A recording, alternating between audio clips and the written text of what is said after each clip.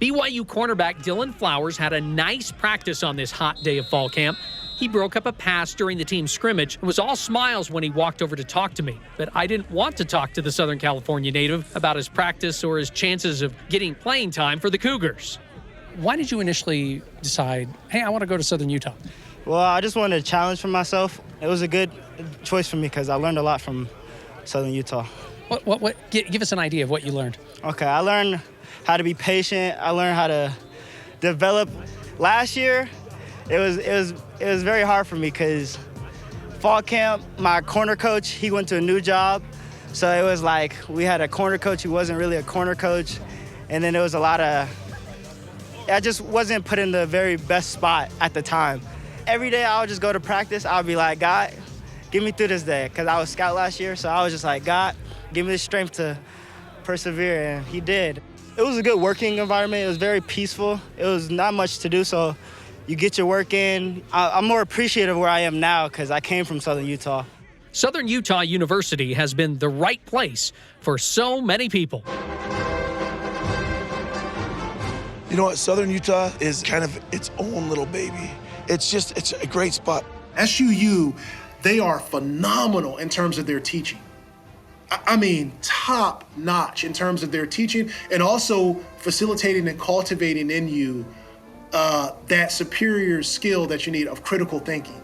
And so I think that, compared to a lot of larger schools that I've attended, it's much more personalized, is probably the strongest benefit.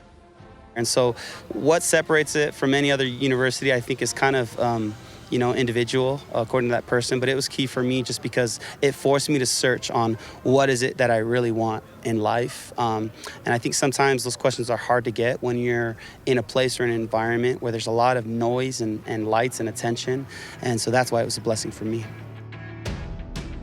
Welcome to BYU Radio's Big Stories, a show dedicated to the incredible tales surrounding the opponents of the BYU Cougars. I'm your host, Cleon Wall. In this episode, we are focusing on a couple of specific stories from Southern Utah University. Two Thunderbird graduates soared above the rest because they bet on their talent, abilities, and curiosity. Dylan Flowers' plan was to play 3 years at SUU and then go to the NFL. It didn't quite work out that way, and he knew it would be difficult to make a jump to the league from Cedar City. There's not a lot of resources there, so it's up to you if you want to be great. Here, it's a very, Big 12. We played Baylor last year. We at the top already. Not top, but we get in there. There, it's like, you want to go NFL? Okay, it's a far stretch. So if you want to, it's possible. Why BYU?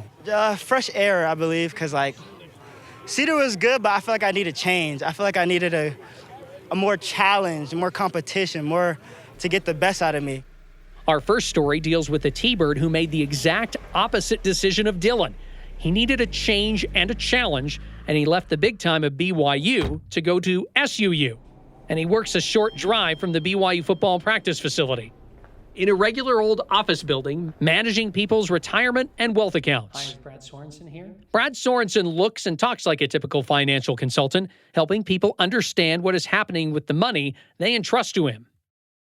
They're hiring us to come in and be level-headed when they're not level-headed. They say most financial advisors are more therapists and consultants.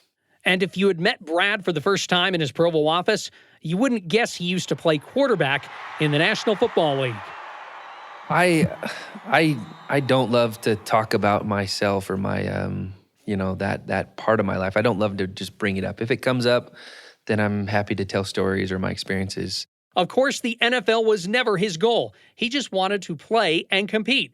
And he had plenty of competition growing up in Southern California with a dad who was a former college basketball player and 5 siblings. We had a basketball court in our backyard, and almost every day there was some game going on the basketball court or in the front yard playing wiffle ball or soccer in the backyard.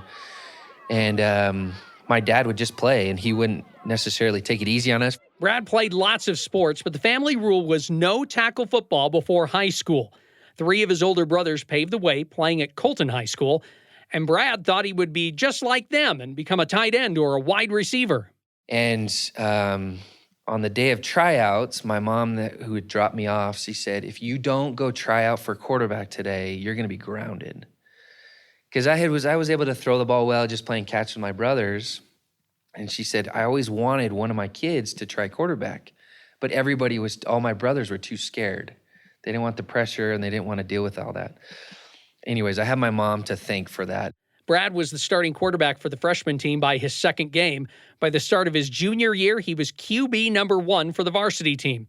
He got in better shape his senior season and grew 5 inches. And while coaches from USC, Oregon, and Alabama were recruiting his teammates, no one was clamoring for him.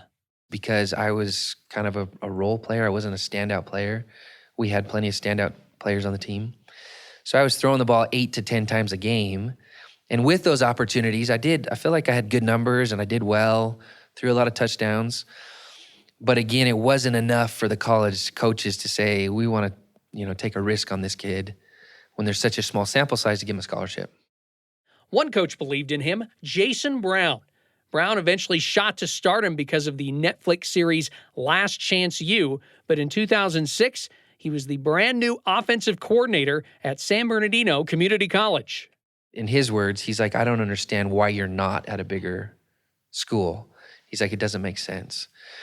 But he was recruiting me really hard. My older brother had just got off a mission, and we had decided together, we're like, hey, why don't we do this together? This is the only chance we'll probably ever have to be on the same team together and play. So Jason Brown, that year of junior college, he was phenomenal for my growth. I learned so much under him because he was really just teaching me just the basics. I was throwing it 30+ times a game, And so I had so many more opportunities to show, my skill set and, have college evaluate my ability. I think one game I threw the ball 70-something times in a game.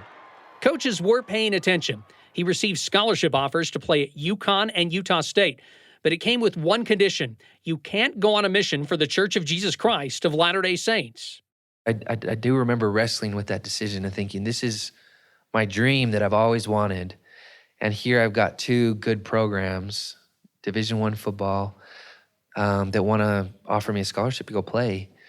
And having to turn that down, not knowing that I'd get another opportunity down the road, it was difficult. But I don't think I wrestled with it for much longer than a day, maybe a week.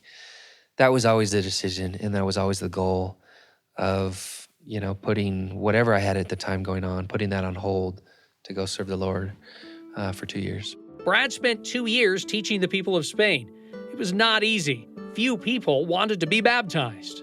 I did end up baptizing one individual on my mission, and it was in the last 2 weeks of my mission. So I'd gone 23 months of my mission with no baptisms. And I don't know if that's kind of reminiscent of what my football career was. It's just keep plugging along, like just keep trying, keep showing up, keep doing the work.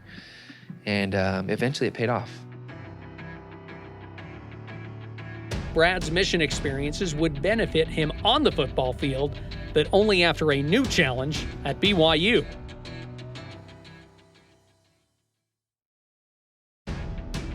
Welcome back to BYU Radio's Big Stories. Brad Sorensen worked hard to become a solid quarterback at the junior college level in Southern California. But after returning from his mission for the Church of Jesus Christ of Latter-day Saints, he was now moving on up. He was welcomed as a walk-on to BYU's football team, with the plan to play with his younger brother Danny after he returned from a mission for the church. We were as close as you can get. And so the thought was we would room together, we'd be on the team together. And that was kind of the big goal. And unlike his experience in high school and junior college, Brad would not be the starting quarterback for the Cougars. Max Hall is now coming into his senior year. Was a Heisman favorite at the time, I think. Hall watches it. He's got Coley waiting on it. Touches it. Max was awesome. Just to be able to learn from him and watch how he carried himself was really fun that year. Brendan Gaskins was the number 2 guy. Riley Nelson had just got off a mission. He was a transfer before I was. So he was there 6 weeks before I was there. I was just excited to be there, like this is everything I had ever wanted. I just wanted to be a part of a college program and eventually get an opportunity to win a starting job. He was hoping to get that opportunity the following spring. When I was there on practicing and going through all that, I felt like I was just as good as any of those quarterbacks. Like I didn't feel like I was so much worse than any of these guys. I'm like, I can make that pass, I can make that throw, I can make that read. I can do all this stuff. I just feel like if I get the right opportunity, if they give me a chance, I can do it. The problem is the chance never came. Southern Utah coaches contacted Brad, wanting him to replace graduating starter Cade Cooper. Brad was in a tough spot. I had a good bishop at the time in the singles ward who gave me some really good advice. He said, whenever you are wrestling between two good decisions, and my decisions was either stay at BYU, sit on the bench and just graduate, or go play football. And the bishop said, you have two good decisions. The Lord wants you to make what you want. He says, there's no wrong answer here. But before Brad made a decision, he asked coaches at BYU if he would be given a chance to play. Brad was told he would start out as the fifth string guy. And they said, look, there's just not reps for 5 quarterbacks. There's not enough time. And I said, okay, that's the answer I'm looking for. Brad was betting on himself. He felt he could fulfill his football dreams in a small stadium in Cedar City. But his brother Danny begged him to stay at BYU rather than head south. And I remember him writing back saying, dude, you do not want to go there. Because at the time, they were kind of the laughing stock. Well, they had got a new coach in 2008, I believe was his first year, Ed Lamb, and completely turned the program around.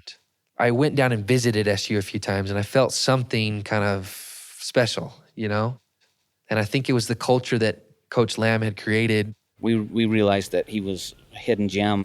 This is BYU tight ends coach Steve Clark. He was Brad's offensive coordinator at Southern Utah.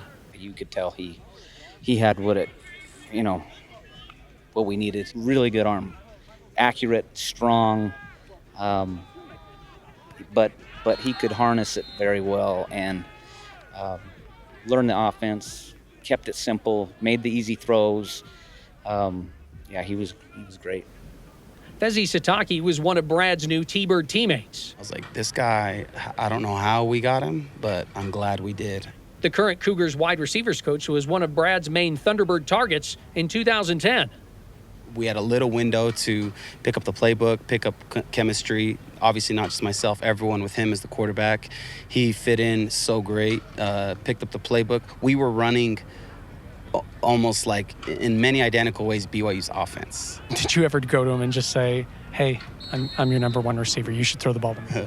No, I didn't, because the number one receiver was on the other side of me. We knew we were going to throw a lot, and so there was kind of no need or pressure to be like, hey, look at me, because we knew everyone was going to eat. Brad was a big, strong quarterback with a NFL arm. BYU linebackers coach Justin Enna was Southern Utah's defensive coordinator in Brad's first season.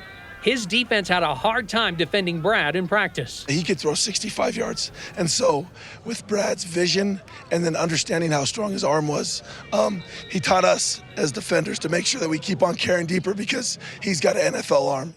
Brad helped to lead SUU to a conference title in his first season as T-Birds QB, and he just kept getting better. NAU, I think it was his junior year, we were up in the Sky Dome in northern Arizona, and it was a shootout. It was, I think, 60-50, and for him just to carry the team pretty much on his shoulders because our defense was horrible at that point. They were scoring points on us, we were scoring points on them, and I was happy that he was on our team because we outscored him. My older brother played for UNLV. We go and play at UNLV my junior season. We beat him on the road. He's in the stands. Here, I remember him saying before the game, he's like, there's no way you guys are going to win this game. You guys are going to get smashed. You have no chance. And we beat him like 41-17 or 41-10, something like that. The offense didn't play great that game, but the defense had 3 touchdowns. That was a big highlight. Brad played great that game. In that game, we let him do a lot of his own play calling at the line of scrimmage. What led to that decision? Just because he could do it. He could see what they were in and what they were doing at the line better than we could before they showed their alignment. So, we gave him freedom to go to what he wanted to go to, and it's usually a pass. In fact, it was always a pass. Yeah, it worked out. We did that a lot with Brad, just to keep him challenged, keep him developing. One time we were walking off the field and he said, I can throw this ball and hit this chair. There was one chair that was down. All the other chairs were up. He said, I can hit that chair and knock it up. And I said, there's no way you can throw it that far. And he threw it and hit the chair and it went up. I didn't have much to say after that. When did you realize this guy might have a chance in the NFL?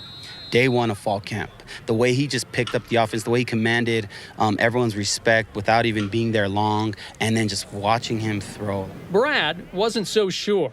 NFL scouting journalists, websites would start to reach out to me and say, hey, you're kind of on the radar. And so I started to get other people saying like, hey, you might have a chance. I still didn't really believe it. But his attitude changed when he was invited to the NFL Combine. I had gone and looked up the data on it, and most quarterbacks that go to the Combine, it was really high, over 80%. If you go to the Combine, there's a good chance that you're at least either drafted or you're a free agent to an NFL team. Brad thought his best chance for getting drafted was on the last day of the draft. His family was gathered to celebrate his grandmother's 80th birthday. Lots of teams were calling Brad, but not to draft him. Quickly on the call, they say, hey, we're not going to draft you. They don't want to get your hopes up. Hey, we're not drafting you here. We're calling because we want you as a free agent. So I'm fielding all these calls, and I get another one right in the middle of dinner with all the family there. And this one was a little bit different. It was the general manager. He said, hey, this is Tom Telesco with the Chargers. He says, our pick's coming up in the next 5 minutes. We're going to draft you. My brother comes out, and he's like, kind of give me the sign. I'm like, yeah, it's happening. He runs back in and tells everybody. And anyways, it came up on the screen, the ticker. It says Brad Sorensen, Chargers. So it ended up being this really cool, special memory. Betting on himself worked, and Brad was the first T-Bird ever drafted into the NFL. It was great for the program, for the institution, at SUU. This again is former Thunderbird teammate Fesi Sitake. So to be able to have him kind of be that pioneer, to know that many were going to follow him, and not just going to the NFL but being drafted, was really cool to see. And he deserved to be in that spotlight. Brad's amazing journey to the NFL did not culminate with him holding the Vince Lombardi Trophy as the starting quarterback of the Super Bowl winning team. It ended with him being cut by the Minnesota Vikings after 3 seasons of trying to find a home. I finished the preseason with them. I had no other calls. There was a few other things here and there, but I had told my agent, I said, you know what, I think I'm done. There were times where it felt frustrating because I felt like I was really starting to figure things out. But it is what it is. I'm in a great career now. I love what I do. It sucks that I'm not doing football or playing that out, but I also got a lot more opportunities than I thought I would have ever had, and way more opportunities than most people ever get. What would you say to anyone who's thinking about attending an FCS school or a smaller school after the experience that you went through at Southern Utah? I would say go for it. If you're talented, they'll find you. I mean, and not everybody might have the goal of trying to play in the NFL. I certainly didn't have that goal. I just tried to play as best of football as I could, and it worked out for me. But my experience is you cannot substitute playing. So my advice would be, if you want to play, just find a home. Find a school that likes you, that is interested in you being on the team and being part of the program, and you're able to contribute in some way. It's awesome. When we come back, how a Southern Utah University graduate pushed aside the problems of his past to become a Cornell researcher.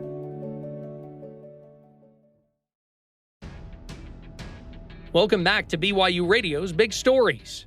So as a PhD candidate, I'm pretty busy over here. This is Donald Long of Cornell University. He's trying to find a way to stop a specific type of liver cancer from growing. This occurs, unfortunately, mainly in young individuals. So we're talking about adolescents to young adults. The prognosis for this is pretty grim. We're talking about a 5-year survival rate of maybe, 30, 40%. So basically half of them don't even make it past 5 years. Donald is about 4 years into a 5-year PhD program, and the New Jersey native is relatively close to his home state, but how he got to Ithaca, New York, and Cornell University was a long and strange journey. He did not go to college right out of high school.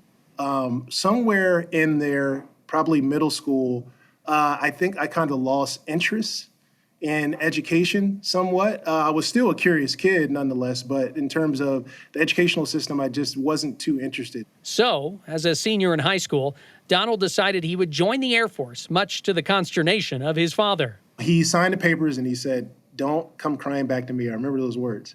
I went off into the military, and it definitely was a major transition. And that's what the military is designed to do, to be honest. They kind of break you down to build you back up. With that shift in my paradigm, something very, very phenomenal happened. I began to question lots of things in life. And I think that's where my curiosity really, really amped up. And, I just became more curious about life and how things work and how I should operate and move in life. Essentially, when I had got out of the military, I had gotten to personal training. Donald's cousin eventually convinced him to pursue his personal training career in Los Angeles.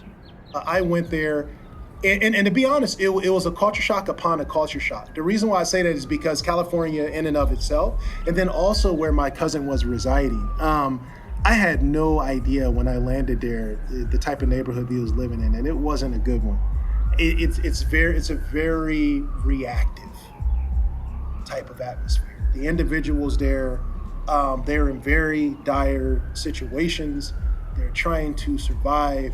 But that didn't stop Donald from being friendly to his neighbors. So one night, he and his cousin decided to talk to some women that lived on their street. So we're laughing and chatting, and all of a sudden, this guy literally just pops up from nowhere. Literally.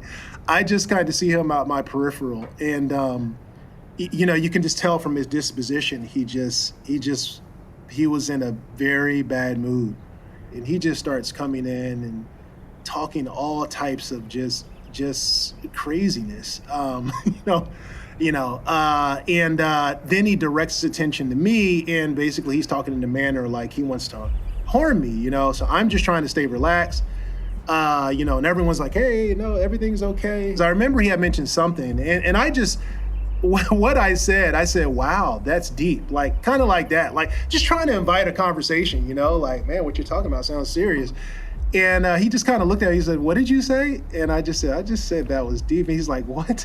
And that's what I mean by, then he just kept egging things up, and then he got physical and just kept pushing. And then I defended myself. We got into it, and it was just a massive brawl with, lots of guys out there and only me and my cousin. And it really went downhill. After the fight, Donald and his cousin retreated to their apartment. I remember I had bent over to untie my shoe, and all of a sudden, I just see this blood kind of squirt on the wall. And I'm like, wow, they must have really kicked me really hard or something, And he was like, "Wait a minute, turn around, let me see." And I remember saying, "Oh, I think he got stabbed." And it was crazy. Immediately after he said that, I started to kind of feel cold. I was shivering. I was like, "I don't feel good, man." He's like, "Don't do this." I was like, "I really don't feel good." And I remember things, I started kind of going in and out. And he's like, don't do this, By that time that the ER had came and I was loaded in the ambulance, I was gone. I was in and out of it. I remember this really hurt. I remember as I was in and out of it, I was stabbed in the back, inches from my spine, as the doctor put it. After I came to, I remember coming to the doctor, and he's like, "Well, you're lucky you have a lot of muscle tissue." It's like, because they didn't puncture any internal organs. They came inches within your spine. He's like, but you're a lucky man. We got you all stapled up and you're good to go. Donald stayed in the hospital overnight, but he knew it was unwise for him to go back to the same neighborhood. So he moved out without a place to live. Donald chose to be homeless.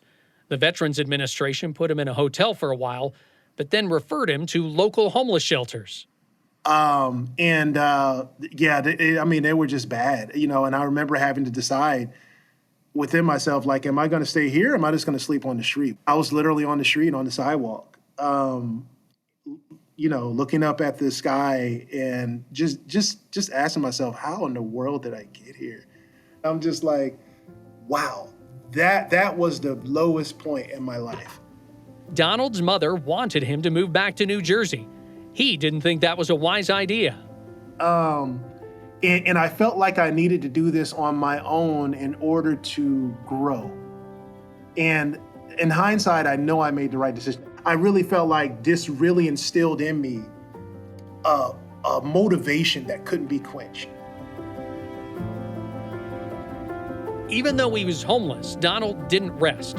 He worked several different jobs all over the state of California, and the VA was finally able to put him in a nicer shelter.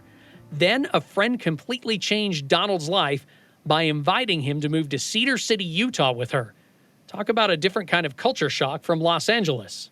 So it's a predominantly white town, right? With very little Black individuals. And obviously the predominant religion is Mormon, right? So I just was like, okay, how is this going to go down? But actually, to my surprise, the people there were very welcoming. I made a lot of good relationships there. Donald eventually started working at Gold's Gym as an assistant personal training manager. A lot of his clients had major health problems.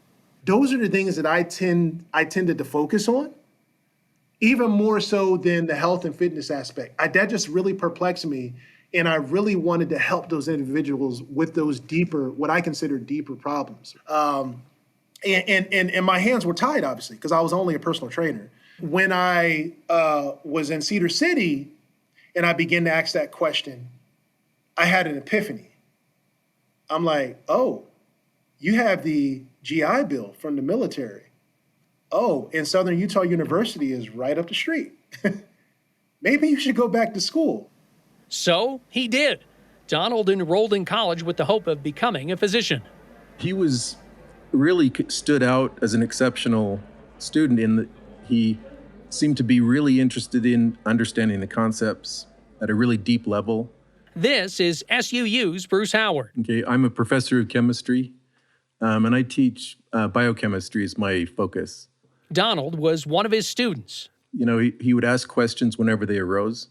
And then he would also come to my office hours. We'd talk about history and society and issues that were, problems with society and how we might be able to make them better and fix things. There are a number of these individuals who basically, they really took time out of their day. And these individuals didn't have to do that, but they did. The two worked on studies together, and Donald was still thinking he wanted to become a medical doctor. But another professor said he didn't think Donald should go down that path. At first, I was kind of like offended by that. I was like, what do you mean I don't think like an MD? Like, what are you trying to say? He was saying that there's people have different ways of thinking. He's like, in your mind, the way that it works, you're actually just curious. You want to try things out. And he's like, that's a PhD. PhD is trying things out. They explore the unknowns. He's like, and that's how your mind thinks. And so Donald switched things up and decided to become a research scientist. I think that his decision to go into graduate school and become a research scientist, I'm grateful because I think he has the potential to do a lot more, have a lot more of an impact than just a physician. And I'm not, medical doctors are awesome, and I'm very grateful for them. But it's a small percentage of people that have the ability to really think outside the box and have the the desire to understand at a deep level and focus on solving problems like that. Going back to when you were in Los Angeles, did you see yourself becoming a researcher at Cornell University, or was it just like, I just need to find a better situation? Exactly. I just need to find a better situation. I could never have imagined, seriously. No, that was not in my line of sight. Stay motivated. That's what I have to tell the audience. You would be surprised the places you can go in life. What has your education at Southern Utah meant to you? Oh, it's meant the world. I mean, it really has. It's meant the world. It taught me that the scientific process is just a part of life. I use the scientific method, that fundamental tool, every day. And, and it's taught me to use it in a more refined manner and using that over all aspects of my life. So like I said, it's been crucial, absolutely fundamental. Big Stories is produced and written by me, Cleon Wall. Music and post-production is by Gracie Davis. Make sure you watch BYUTV's Big Stories by logging on to BYUSN.com. Big Stories is a production of BYU Radio.